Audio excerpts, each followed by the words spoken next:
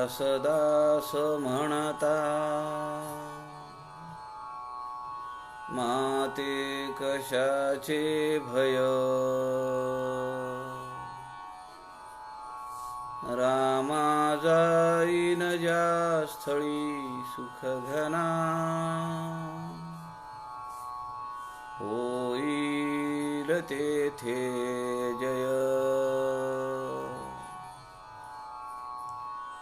रामाया भुवनात्रयी तुझ विना, नाही दुजा तारक. रामा तू सकलार्थ पूर्ण करिशी, तू तात मी बालक.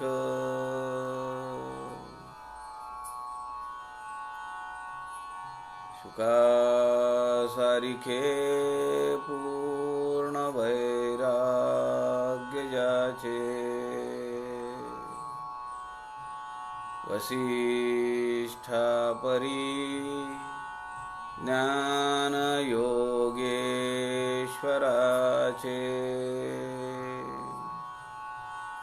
कवी वाल्मिकी सारिखा मान्य ऐसा,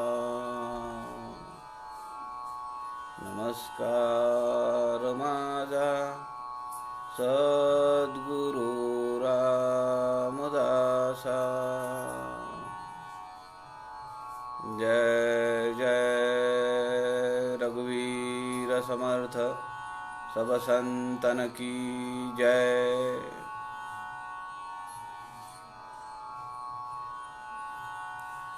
सज्जन हो, नमस्कार. समर्थ रामदास स्वामींच्या उपदेशपर काव्याचा, त्यांच्या पत्रातून व्यक्त झालेला उपदेश आपण सध्या अभ्यास करतो आहोत. संत समागम या फेसबुक लाईव्ह पेजचे सूत्रधार आदरणीय प्रवीणजी शास्त्री दिवाकर यांच्या माध्यमातून हे व्यासपीठ आपल्याला उपलब्ध झालेलं आहे. या व्यासपीठाच्या माध्यमातून आपण मनाचे श्लोक, ग्रंथराज दासबोध, आत्माराम, सोलिव सुख, आनंदवन भुवनी,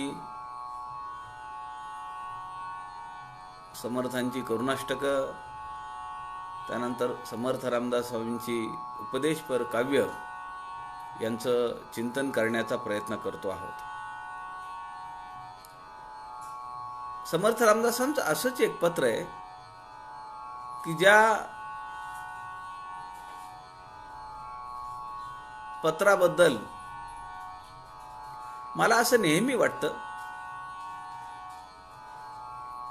की आपल्या मराठी पुस्तकात अब्राहम लिंकनचे हेडमास्टरास पत्र असं एक पत्र अभ्यासक्रमात होतं आणि ते पत्र अनेक शाळांमध्येही लावलेलं होतं. अब्राहम लिंकननी शाळेच्या हेडमास्टरांना आपल्या मुलाबद्दल लिहिलेलं ते पत्र आहे. त्या पत्रामध्ये अब्राहम लिंकननी तथाकथित वर्णन केल्याप्रमाणे माझा मुलगा असा आहे तरी पण तुम्ही त्याला असं सपोर्ट करावा, माझ्या मुलाला हे जमत नाही पण ते त्याला तुम्ही समजावून सांगावं, माझा मुलगा व्रात्य आहे, खोडकर आहे, पण तुम्ही त्याला समजून घ्या आणि त्याला चांगलं वळण लावा, त्याच्यावर सुसंस्कार करा, असं एक पत्र लिहिलेलं आहे. कल्पना नाही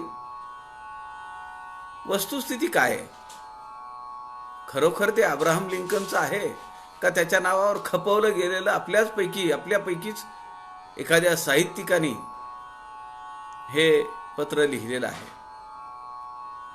वस्तुस्थिती माहिती नाही, पण मी जसा समर्थ रामदास स्वामींच्या पत्रांचा अभ्यास करायला लागलो तसं मला नेहमी वाटत राहिलं की समर्थ रामदास स्वामींचं हे पत्र शाळांमधून लावायला पाहिजे. एवढं या पत्राचं महत्व आहे. मुलांसाठी लिहिलेलं पत्र आहे. आपल्याला माहिती आहे, श्रेष्ठ किंवा संत रामदास स्वामींचे ज्येष्ठ बंधू गंगाधर पंत मार्गशीर्ष शुद्ध त्रयोदशी 1605 ला दहीफळ खेसरे या गावी त्यांनी आपला देह ठेवला.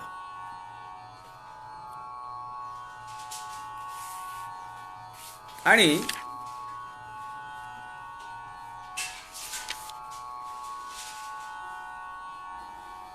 माफ करा, त्या दिवशीची ही जन्मतिथी आहे. श्रेष्ठांची जन्मतिथी ही मार्गशीर्ष शुद्ध त्रयोदशी 1605 सूर्योदयाच्या वेळी. आपण पाहिलं की मार्गशीर्ष महिना हा भगवंतानी आपल्या ज्या 90-92 विभूती सांगितल्या त्यामध्ये महिन्यामध्ये मार्गशीर्ष महिना हा माझा आहे, माझी विभूती आहे असं वर्णन केलेलं आहे. श्रेष्ठांनी अनेक काव्य रचना केली. त्यामध्ये भक्ती रहस्य 77 अध्यायांचा हा ग्रंथ आणि सुगमोपाय हा एक ग्रंथ, हे 2 ग्रंथ खूप प्रसिद्ध झाले आणि या ग्रंथांची अनेक प्रती या नंतरच्या काळामध्ये उपलब्ध झाल्या. एका शिष्याच्या आग्रहाखातर एका लग्नासाठी म्हणून गंगाधर पंत गेले. खरं तर त्यांची जायची इच्छा नव्हती. ते गेले आणि येताना दहीफळ खेसरे या ठिकाणी आपल्या शिष्यांसमवेत ते थांबले. मंठ्यापासून एक रस्ता जातो, तिथून एक 25 किलोमीटर मंठा तालुका आहे जालना जिल्ह्यामध्ये. आणि त्या ठिकाणी त्यांनी स्वहस्ते आपल्या सगळ्या शिष्यांना जेवण वाढलं. एका झाडाखाली पद्मासनात बसले आणि आपला देह सोडला. ती तिथी आहे फाल्गुन वद्य 13 शके 1599 इसवी सन 1677.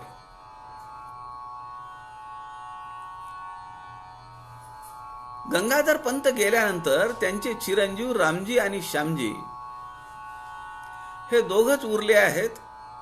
कारण गंगाधर पंतांच्या पत्नी सौ पार्वतीबाई या दुसऱ्या दिवशी दहीफळला गेल्या. त्यांनी आपले पती गंगाधर पंतांच्या चरणावर डोकं ठेवलं आणि मला सोडून आपण कसे जाता म्हणून तिथं शोक केला आणि त्या तिथंच त्यांनी आपला देह सोडला. 2 मुलं अल्पवयीन आहेत आणि त्या मुलांना लिहिलेलं पत्र हे आज आपण पाहणार आहोत. त्या पत्राचं नाव आहे मुलांना उपदेश. म्हणून मी असं म्हणालो की आपणही हे पत्र अनेक वेळा वाचलेलं आहे आणि मला असं वाटतं की हे पत्र शाळांमध्ये लावायला पाहिजे. स्वामी विवेकानंदांना अभिप्रेत असलेला विश्ववंदिता भारत जर निर्माण करायचा असेल तर उद्याचे सजग नागरिक कसे असले पाहिजेत. ते केवळ पुस्तकातले किडे नको आहेत. हातापायाच्या काड्या झाल्यात, अत्यंत तल्लख असा मेंदू आहे आणि जीव घेण्या स्पर्धेमध्ये जर काही विपरीत घडलं तर गळफास लावून आपला जीव संपवण्याची विकृत मानसिकता असलेली पिढी आपल्याला निर्माण करायची नाहीये. या देशाला बरं संपन्न युवकांची गरज आहे. स्वामी विवेकानंद म्हणत त्याप्रमाणे मन, मनगट आणि मेंदू सशक्त असलेली, तारुण्यानं रसरसलेली आणि राष्ट्र उन्नयनासाठी प्रेरित झालेली एक पिढी जर निर्माण करायची असेल तर समर्थ रामदासांनी लिहिलेलं हे पत्र आपल्या पुतण्यांना ते प्रत्येक शाळांमध्ये लावायला पाहिजे. समर्थ काय म्हणतायत या पत्रात त्याचं आपण वाचन करूया. श्रीराम समर्थ श्रीराम. बरे सत्य बोला यथा तथ्य चाला, बहुमानिती लोक तेणे तुम्हाला. धरा बुद्धी पोटी विवेकी मुले हो, बरा गुण तो अंतरा माझिरा हो. बरे दात घासो निया तोंड धुवावे, कळाहीन का शूद्र मुखी नसावे. सदा सर्वदा प्रयत्न सांडू नको रे, बहुसाल हा खेळ कामान ये रे. दिसा माझी काही तरी ते लिहावे, प्रसंगे अखंडित वाचित जावे. वये श्रेष्ठ रे दास्य त्याचे करावे, बरे बोलणे सत्यजीवी धरावे. बहु खेळ खोटा सदा लस्य खोटा, समस्तासी भांडेल जो तोची खोटा. बहुता जनाला जीवे जिजावे, भले सांगती न्याय तेथे भजावे. हिशेबी सदा न्याय सांडू नकारे, कदाचित अन्याय होता धकारे. जनी सांडिता न्याय ते दुःख होते, महासुख तेही अकस्मात जाते. प्रचिती विणे बोलणे व्यर्थ वाया, विवेके विणे सर्व ही दंभ जाया. बहु सज्जला नेटका साज केला, विचारे विणे सर्व ही व्यर्थ गेला. बरे चांगले अंतरी गोड आहे, तया मानवाचे जिणे व्यर्थ पाहे.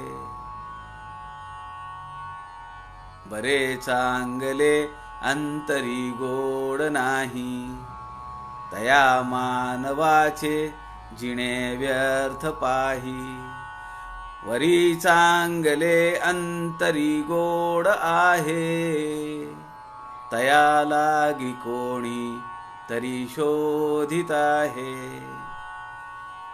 सदा अंतरी गोड ते सांडवेना, कदा अंतरी ओखटे ते खपेना. म्हणोनी बरा गुण आधी धरावा, महाघोर संसार हा नीरसावा.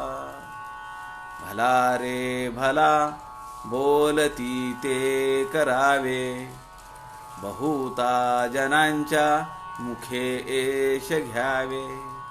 पुढे शेवटी सर्व सांडून जावे, मरावे परी कीर्ती रूपे उरावे. बरा ओखटा सर्व संसार झाला, अकस्मात रे अकस्मात येईल रे एम घाला. म्हणोनी भले सांगती सत्य चाला, जनीदास तो शिकवितो मुलाला. केवळ 10 कडव्यांचं हे काव्य आहे, हे पत्र आहे. आपले पुतणे रामजी आणि श्यामजी यांना पाठवलेलं हे पत्र आहे. या पत्रामध्ये काय काय गुणांचं वर्णन आलेलं आहे. एक, सगळ्यात महत्वाचं पहिल्या चरणामध्ये समर्थांनी घेतलंय ते आरोग्य संपन्न असलं पाहिजे. समर्थ स्वतः 1200 सूर्यनमस्कार घालत आरोग्य संपन्नता असल्याशिवाय, शरीर धष्टपुष्ट असल्याशिवाय मन सशक्त राहत नाही. असे किती संत आहेत, असे किती संन्यासी आहेत की ज्यांनी तपस्साधना केली आहे, खडतर तपस्साधना केली आहे आणि शरीराकडे पण लक्ष दिलेलं आहे, आरोग्याकडे पण लक्ष दिलेलं आहे. किती लोक आहेत अहो जे खडतर साधना करतात ते आपल्या देहाला किंमत देत नाहीत. म्हणून समर्थ आपल्या आईला लिहिलेल्या पत्रामध्ये म्हणतात की ज्यांनी वैराग्य धारण केलेलं आहे त्यांच्यासाठी तू संजीवनी आहेस. ज्यांनी खडतर योग साधना तपस्साधना करायचं ठरवलंय त्यांचं देहाकडे लक्ष नाहीये. देहाला मेल्याप्रमाणे ते मानतात, एका प्रेताप्रमाणे समजतात. पण समर्थ आपल्या आईला म्हणतात की तू म्हणजे अशा वैराग्य धारण करणाऱ्यांसाठी संजीवनी आहेस. आचार्य स्वामी गोविंद देवजी गिरी जांबेला असं म्हणाले की मागच्या 5000 वर्षामध्ये मला असं एखादं व्यक्तिमत्व काढून दाखवा. मागच्या 5000 वर्षात असं मला एक व्यक्तिमत्व काढून दाखवा की ज्याने अत्यंत खडतर 12 वर्ष तपस्साधना केली आहे आणि बलसंपन्न शरीर धारण केलंय, ज्यांनी अखंड भारताची परिक्रमा केली आहे आणि एकांतवास सहन केलेला आहे, ज्यांनी लोकांमध्ये राहिलेलं आहे, लोकांसाठी त्यांच्या अनेक उपायांवर, अनेक आजारांवर अनेक उपाय सांगितलेले आहेत आणि हिंदवी स्वराज्य निर्माण करण्यासाठी मानवी जीवनाची रसद पुरवली आहे. मला असं व्यक्तिमत्व दाखवा की जे वैराग्यशील आहे, वैराग्य संपन्न आहे, पण राजकीय हितोपदेशासाठी राजकीय पुढाऱ्यांशी आणि राजे लोकांशी त्यांचा संपर्क आहे. मला असं व्यक्तिमत्व दाखवा की ज्यांनी संसार केला नाही पण प्रपंच आदर्श कसा करावा याचे उदात्त धडे दिलेले आहेत. अशा अनेक आयामांनी युक्त असलेले समर्थ रामदास स्वामी हे एकमेव संत आहेत. आपल्या पुतण्यांना लिहिलेल्या पत्रामध्ये ते म्हणतात, बरे सत्य बोला यथा तथ्य चाला, बहुमानिती लोक तेणे तुम्हाला, धरा बुद्धी पोटी विवेकी मुले हो, बरा गुण तो अंतरा माझी राहो. बरे सत्य बोला यथा तथ्य चाला. तुमच्या कथनी और करने में फर्क नहीं होना चाहिए. तुम्ही जसं बोलाल तसं चाला. बोले तैसा चाले त्याची वंदावी पावले. संत नामदेव महाराज म्हणतात, बोलू ऐसे बोल जेणे बोले विठ्ठल डोले. तर कविवर्य मोरोपंत लिहितात, बहु अर्थ जन मनोहर, स्वल्पाक्षर मधुर सत्य बोलावे. बहु अर्थ जन मनोहर, स्वल्प अक्षर मधुर सत्य बोलावे. ज्या सद्वाक्ये श्रवणे बुध श्रोत्यांचे शिरही डोलावे. नुसतं बोलणं उपयोगाचं नाहीये, ते अर्थपूर्ण असलं पाहिजे, ते थोडक्यात असलं पाहिजे, त्याला आधार असला पाहिजे, बोलण्याला फळश्रुती असली पाहिजे आणि अर्थप्राप्तीसाठी बोलणं नको. बरे सत्य बोला यथा तथ्य चाला, जेणेकरून बहुमानिती लोक तेणे तुम्हाला. मग लोक तुमचा आदर सत्कार करतील, तुम्हाला आपलं नेतृत्व देतील. धरा बुद्धी पोटी विवेकी मुले हो, बरा गुण तो अंतरा माझी राहो. धरा बुद्धी पोटी विवेकी मुले हो. यासाठी काय करावं लागेल? विवेकाधिष्ठित बुद्धी जर सांभाळायची असेल तर अनेकांचे गुण आत्मसात करावे लागतील. म्हणून समर्थ म्हणतात की तो मुख्य गुण आहे, तो तुमच्या अंतःकरणात तुम्ही ठेवला पाहिजे. दुसऱ्या चरणामध्ये समर्थ म्हणतात, बरे दात घासोनिया तोंडा धुवावे, कळाही नका शूद्रमुखी नसावे. सदा सर्वदा प्रयत्न सांडू नको रे, बहुसाल हा खेळ कामा नये रे. आरोग्य संपन्न असलं पाहिजे आणि आरोग्याची सुरुवात आपल्या मुखापासून होते. मुखामध्ये जीभ आहे. काय खायचं काय नाही हे जीभ ठरवते. किती खावं काय खावं याचा विवेक आम्हाला असला पाहिजे. बरे दात घासोनिया तोंडा धुवावे, कळाहीन का शूद्रमुखी नसावे. डोळ्यातून घाण येतीये, नाक वाहतंय, तोंडातून लाळ बाहेर पडतीये, तोंडाला दुर्गंधी सुटलीये. समर्थ एका ठिकाणी म्हणतात, दंत चक्षु आणि घ्राण. दंत दात, चक्षु डोळे, घ्राण म्हणजे नाक. दंत चक्षु आणि घ्राण, पाणी वसन आणि चरण. पाणी म्हणजे हात, वसन म्हणजे कपडे, चरण म्हणजे पाय. जयाचे सर्वदा मळीन तो एक मूर्ख. आरोग्याचा एवढा साधा सोपा नियम 350 वर्षापूर्वी समर्थ रामदासांनी आम्हाला सांगितलेला आहे. आपल्या पुतण्यांना ते म्हणतात, बरे दात घासोनिया तोंडा धुवावे, कळाहीन का शूद्रमुखी नसावे. तुमची प्रसन्न मुद्रा दिसली पाहिजे. चेहऱ्यावर 12 वाजलेले कायम, माशा घोंगावतायत, कसं चालेल? शूद्रमुखी, पांढरे कपाळ. पांढरे कपाळ याचा अर्थ असा आहे की आपण काहीतरी गंध लावला पाहिजे, कुंकुम तिलक लावला पाहिजे, मंगल तिलक लावला पाहिजे, काहीतरी कपाळावर धारण केलं पाहिजे.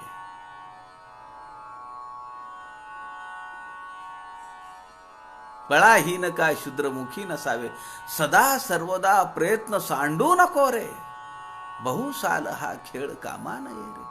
किती वर्ष टाइमपास करशील आयुष्यातली? किती दिवस खेळत बसशील? आता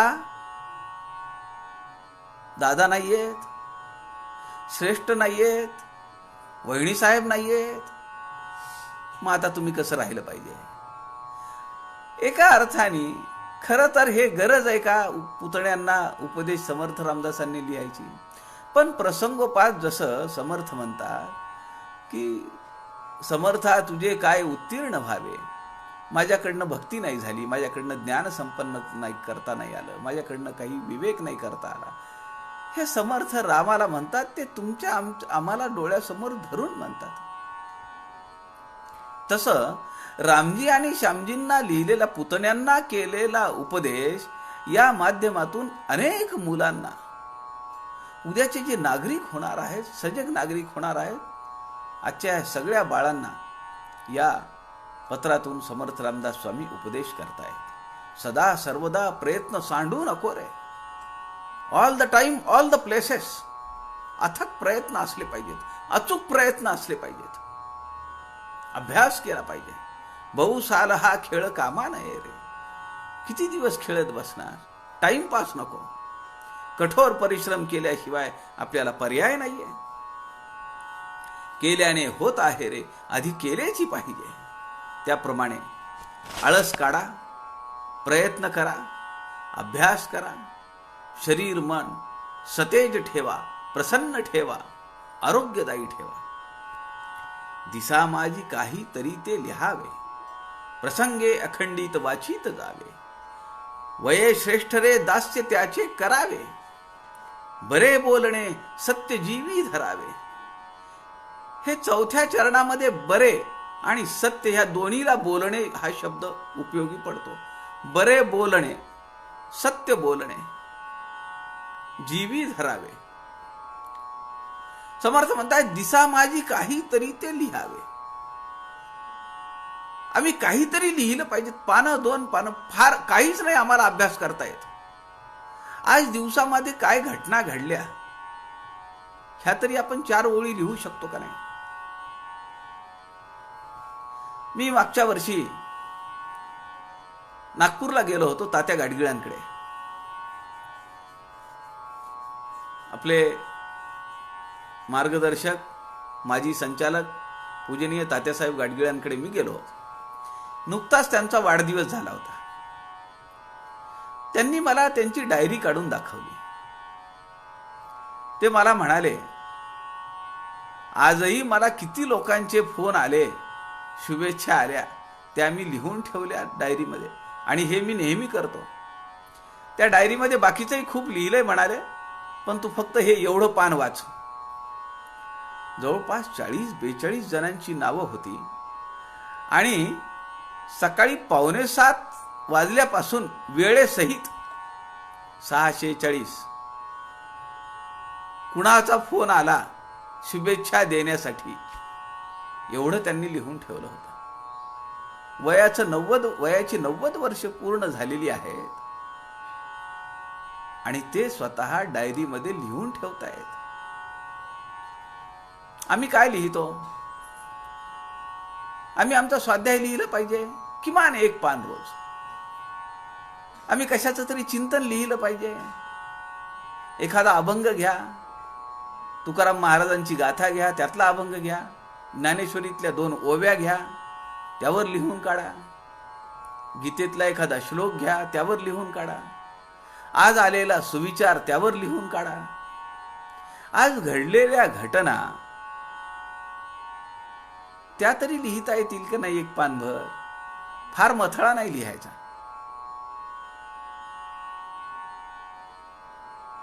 पान लिहून काढायचं नाही, प्रबंध लिहायचा नाही,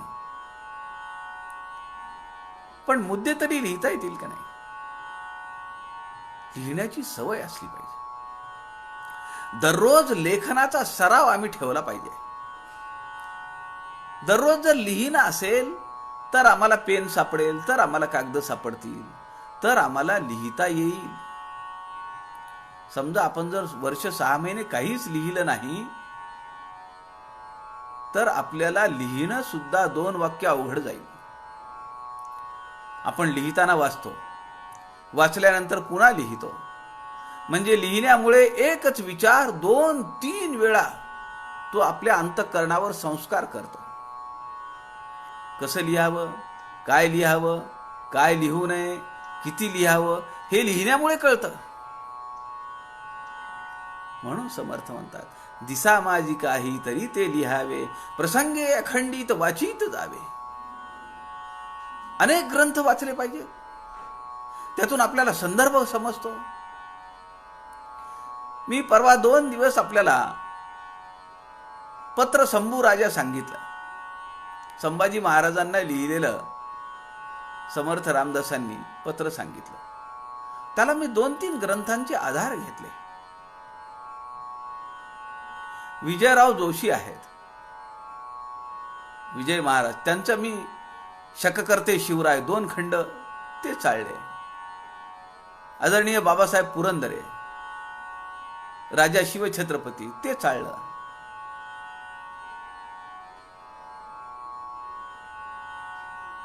वा, लहान मुलांना सुद्धा ऐकायला बसवता आलं पाहिजे. नुसतं बोलणं नव्हे, हे प्रॅक्टिकल जमलं पाहिजे आपल्याला. समर्थ म्हणताय, दिसा माझी काहीतरी ते लिहावे. काहीतरी लिहिलं पाहिजे. मुलं आहेत ना, मग मुलांनी अभ्यास केला पाहिजे. रोज काहीतरी ग्रहपाठ दिलेलाच असतो. आता ऑनलाईन शाळा असल्या तरी जास्त उलट लिहून आणा म्हणतायत आणि आणून दाखवा आम्हाला. दिसा माझी काहीतरी ते लिहावे, प्रसंगी अखंडित वाचित जावे. केवळ पुस्तकं वाचावीत का? वर्तमानपत्र वाचली पाहिजे. जगामध्ये काय चाललंय, काय घडामोडी चालल्यात हे आपल्याला समजलं पाहिजे ना. रशियामध्ये काय चालू आहे, दिल्लीमध्ये काय चालू आहे, चीन आणि भारत यांच्या सरहद्दीवर काय चालू आहे हे आपल्याला समजलं पाहिजे. प्रसंगे अखंडित वाचित जावे. वर्तमानपत्र वाचलं पाहिजे, बातम्या वाचल्या पाहिजेत, संत महंतांची ग्रंथ वाचले पाहिजेत, ज्यांनी मोठमोठे पराक्रम केलेले आहेत, शास्त्रज्ञ आहेत, वैज्ञानिक आहेत, त्यांचं जीवन चरित्र वाचलं पाहिजे. किती वेळ प्रयोग करावे लागले आयझॅक न्यूटनला, किती प्रयत्न करावे लागले ग्रॅहम बेलला. हे सगळं आपल्याला समजलं पाहिजे. म्हणून प्रसंगे अखंडित वाचित जावे. वाचत राहिलं पाहिजे आणि वाचण्याची सवय असली पाहिजे, तर पटापट आपल्याला वाचता येतं. वाचण्याची सवय जर असेल तर स्मरण राहतं. स्वामी विवेकानंद एकदा एका मित्राच्या घरी गेले. स्वामी विवेकानंदांचं किती अभ्यास होता. स्वामी विवेकानंद आपल्या मित्रांच्या घरी गेले, मित्रांच्याकडे जेवण केलं. अमेरिकेतली गोष्ट ही. मित्राच्या घरी जेवण केलं. मित्र म्हणाले की स्वामी थोडा आराम करा. ते म्हणाले नाही, मला आरामाची गरज नाही. ते म्हणाले बरं काही पुस्तकं चाळा. माझ्या दिवाणखान्यामध्ये पुस्तकं आहेत, माझी लायब्ररी आहे. स्वामी विवेकानंद त्या रूम मध्ये गेले. सगळी कपाटं पुस्तकांनी भरलेली होती. आपल्या घरामध्ये किती पुस्तकं आहेत, कादंबऱ्या किती आहेत, संतांची पुस्तकं किती आहेत, साहस कथा किती आहेत, वैज्ञानिक कथा किती आहेत. हे सगळं आपल्याकडे यादी केली पाहिजे. मी प्लास्टिकच्या फोल्डरमध्ये यादी करून कपाटांमध्ये ठेवलेली आहे. त्या प्लास्टिकच्या फोल्डरमधून कागद बाहेर काढायचा, त्याला सिरियल नंबर दिलेले आहेत. समर्थ संप्रदायासाठी S1, S2, S3, S4, S5, S6 असा नंबर दिलेला आहे.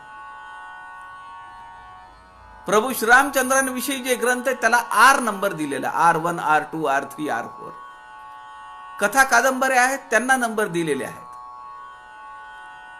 जे वैज्ञानिक आहेत, साहसी कथा आहेत, त्यांना वेगळे नंबर दिलेले आहेत. असा इंडेक्स आपल्याला तयार करता आला पाहिजे. नाही तर कोणतं पुस्तक कुठे ठेवलंय तेच शोधावं लागतं, त्याच्यात वेळ जातो. स्वामी विवेकानंद आपल्या मित्राच्या घरी बसले आणि एक पुस्तक त्यांनी काढलं आणि पुस्तक खुर्चीवर बसले आणि पुस्तक वाचत बसले. एक तासाभरानंतर त्यांचे मित्र स्वामी विवेकानंदांना चहा घेण्यासाठी बोलावण्यासाठी त्या रूम मध्ये आले. दार लोटलेलं होतं. त्यांना दिसलं की स्वामी विवेकानंद खुर्चीवर बसलेले आहेत. पाठमोरी खुर्ची होती. स्वामी विवेकानंद खुर्चीवर बसलेले आहेत. त्यांनी आवाज दिला, स्वामीजी. काही उत्तर आलं नाही. त्यांना असं वाटलं, मित्राला असं वाटलं की कदाचित बसल्या बसल्या त्यांना झोप लागली असेल, कशाला उठवायचं, म्हणून ते परत गेले. अर्ध्या पाऊण तासांनी पुन्हा आले. त्यांनी पाहिलं, दारातून त्या फटीतून पाहिलं, स्वामी विवेकानंद खुर्चीवर बसलेले आहेत. पाठमोरी खुर्ची आहे. त्यांना असं वाटलं की अरे एवढा वेळ माणूस बसलेल्या अवस्थेत झोपतो कसा? मान तरी टेकेल खुर्चीवर किंवा मान पुढे तरी पडेल. म्हणून त्यांनी दारावर टिकटिक केली. स्वामी विवेकानंदांच्या काही लक्षात आलं नाही, त्यांनी उत्तर दिलं नाही. त्यांनी दार उघडलं आणि आवाज दिला जोरात जोरात, मोठ्या आवाजात, स्वामीजी आपण झोपलात का? आणि तो आवाज ऐकल्यानंतर स्वामी विवेकानंद खाडकन उभे राहिले जागेवर. ते म्हणाले नाही हो, मी झोपलो नाही. ते म्हणाले मग मी अर्ध्या पाऊण तासाखाली तुम्हाला बोलवायला आलो होतो ना, मी तुम्हाला आवाज दिला, पण मला असं वाटलं की तुम्ही कदाचित झोपलेला आहात.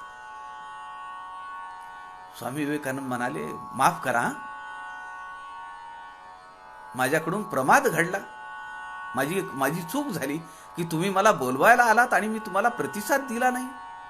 अहो मी हे पुस्तक वाचण्यात अत्यंत गढून गेलो होतो, तल्लीन झालो होतो. त्यांचे मित्र म्हणाले कोणतं पुस्तक आहे? ते म्हणाले जर्मनीमध्ये कविता लिहिलेल्या आहेत. आता त्या मित्राला असं वाटलं की स्वामी विवेकानंद खोटं तर बोलत नाहीत आपल्याला. जर्मनी भाषेचा आणि स्वामी विवेकानंदांचा संबंध काय? ते म्हणाले हो का, तुम्हाला जर्मनी येतं? स्वामी विवेकानंद म्हणाले हो, मला जर्मनी शिकलोय मी. आणि त्या मित्राला असं वाटलं की हे खरंच बोलतायत का? ते म्हणाले मला एक दोन कवितांबद्दल सांगा ना, तुम्हाला जास्त आवडलेल्या कविता यातल्या कुठल्या आहेत या कवितांच्या पुस्तकामध्ये? स्वामी विवेकानंदांनी हातात पुस्तक तसंच धरलेलं होतं, उघडलं नाही पुस्तक. आणि स्वामी विवेकानंदांनी 4-5 कविता म्हणून दाखवल्या, मुखोद्गत. त्याचा अर्थ वाचून दाखवला, अर्थ सारांश सांगितला. त्यांच्या मित्राला आश्चर्याचा पारावार राहिला नाही.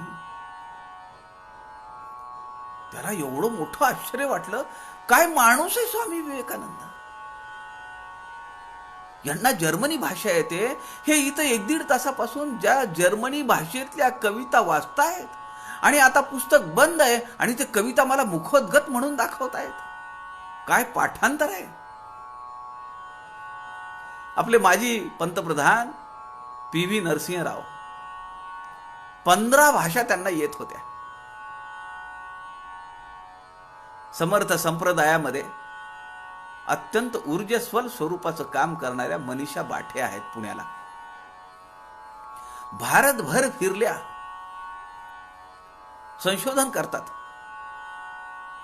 समर्थ भारतभर फिरले, समर्थ रामदास स्वामी भारतभर फिरल्यानंतर कुठे कुठे काय काय लिहिलंय त्यांनी, त्या ठिकाणी गेल्या. श्रीलंकेपर्यंत गेल्या, पाकिस्तानात गेल्या, बांगलादेशात गेल्या. आज मनीषा बाठेंना 11 भाषा येत आहेत.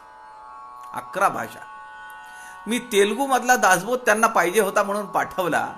मी त्यांना लिहिलं की ही 12वी भाषा तुम्हाला आता आली पाहिजे, तेलुगू. किती ज्ञान आहे लोकांकडे. मी पाहतो शाळेतल्या मुलांना, इंग्रजी मीडियम मध्ये असेल, इंग्लिश मीडियम मध्ये जर ते शिकत असतील तर त्यांना मराठी आकडे येत नाहीत. हे आमचं दुर्दैव आहे. मराठीतले आकडेच वाचता येत नाहीयेत आता.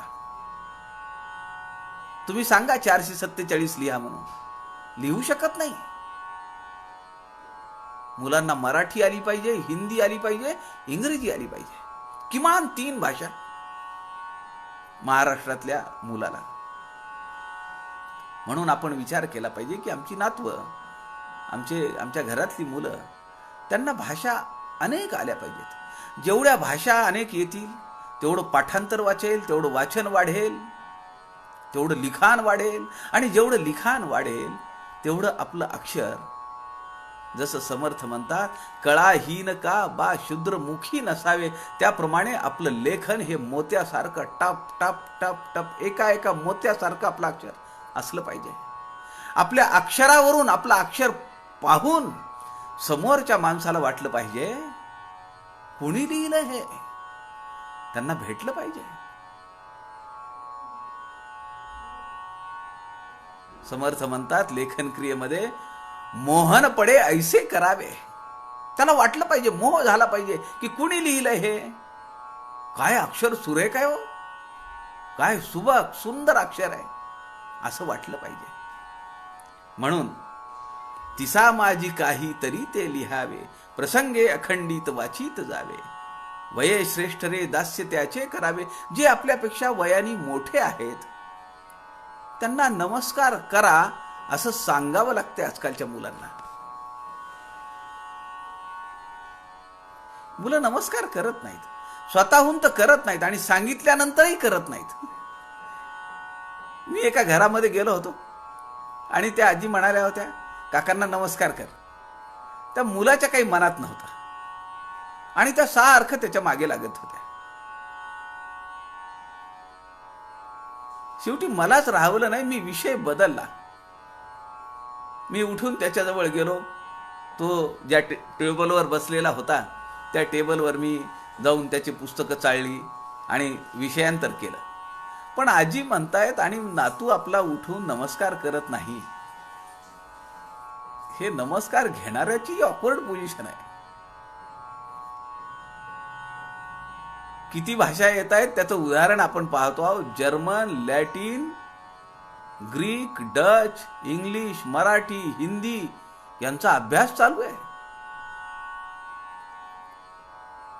वसंतीताई चौधरींच्या नातीबद्दल ते लिहित आहेत. अभिमान वाटतो. आपली मुलं, आपल्या घरातली मंडळी एवढी लिहितायत, एवढं करतायत, एवढ्या भाषांचा अभ्यास करतायत. त्यांचं आयुष्य हे यशस्वी झाल्याशिवाय राहणार नाही. ऐहिक आणि पारलौकिक दोन्ही आयुष्य यशस्वीपणे संपादन करण्याची ही कला आहे. जेवढी वाचन असेल, जेवढं लिखाण असेल, जेवढी बहुश्रुतता असेल, ऐकून घेण्याचं पण आपल्यामध्ये संयमपणा पाहिजे. लोकांना आजकाल ऐकून घ्यायलाच नको, त्याला बहुश्रुतता म्हणतात. बहुश्रुतता असली म्हणजे प्रगल्भता येते आणि आपण ज्ञान समृद्ध बनत जातो. वये श्रेष्ठ रे दास्य त्याचे करावे, जे आपल्यापेक्षा मोठे आहेत त्यांचं आपण दास्यत्व केलं पाहिजे. दास्यत्व केलं म्हणजे काय? त्यांची पाये दाबून दिली पाहिजेत का? त्यांच्या चपला जोडे साफ केले पाहिजेत का? त्यांची अडलेली पडलेली नडलेली आपण कामं करत राहिलं पाहिजे. म्हणजे आपल्या शरीराला त्यातून व्यायाम मिळतो आणि दुसऱ्यासाठी आपल्याला काही करावं लागतंय, झिजावं लागतंय याचा विचार आपल्याला करता येतो. पुढे समर्थ म्हणतात, बहु खेळ खोटा सदालस्य खोटा, समजतासी भांडेल जो तोची करंटा, बहुता जना लागी जीवे झिजावे, भले सांगती न्याय तेथे भजावे. बहु खेळ खोटा सदालस्य खोटा, सारखा आळस, सदा आळस, सदालस्य, सारखं सारखं खेळत राहणे. आता मैदानी गेम नाहीयेत, कम्प्युटर गेम. डोळे जातात त्यांनी, शरीराला व्यायाम नाहीये. बहु खेळ खोटा सदालस्य खोटा, समजतासी भांडेल तो करंटा, बहुता जना लागी जीवे झिजावे, भले सांगती न्याय तेथे भजावे. जे लोक चांगलं सांगतात त्यांच्या सोबत आपण राहिलं पाहिजे. अभ्यास किंवा कामधंदा सोडून केवळ खेळामध्ये वेळ फुकट दवडणं. मग खेळ खेळला पाहिजे. खेळाशिवाय शरीराला सौष्ठव कसं येईल? आरोग्य संपन्न देह कसा होईल? मग त्याला मैदानी खेळ खेळले पाहिजे. व्हॉलीबॉल खेळला पाहिजे, फुटबॉल खेळला पाहिजे, बॅडमिंटन खेळलं पाहिजे, खो खो खेळला पाहिजे.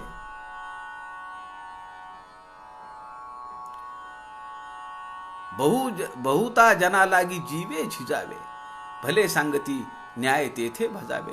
लोकांच्या परोपकारासाठी, लोकांच्या उपयोगी पडावं म्हणून आपण आपला देह झिजवला पाहिजे. तनु त्यागिता कीर्ती मागे उरावी, समर्थ म्हणतात. त्याप्रमाणे आपण आपलं आचरण असलं पाहिजे. शेजाऱ्या पाजाऱ्यांचं अडलं नडलेलं काम आपण केलं पाहिजे. लॉकडाऊनचा काळ आहे, त्यांच्या घरी मुलं नाही आहेत, मग त्यांना काही आणून द्यायचे का? त्यांची औषधं आणून द्यायची आहेत का? पाण्याची बॉटल आणून द्यायची आहे का? दूध आणून द्यायचे का? भाजी आणून द्यायची आहे का?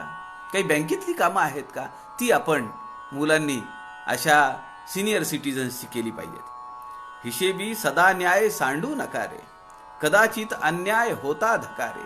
जनी सांडता न्याय ते दुःख होते, महासुख तेही अकस्मात जाते.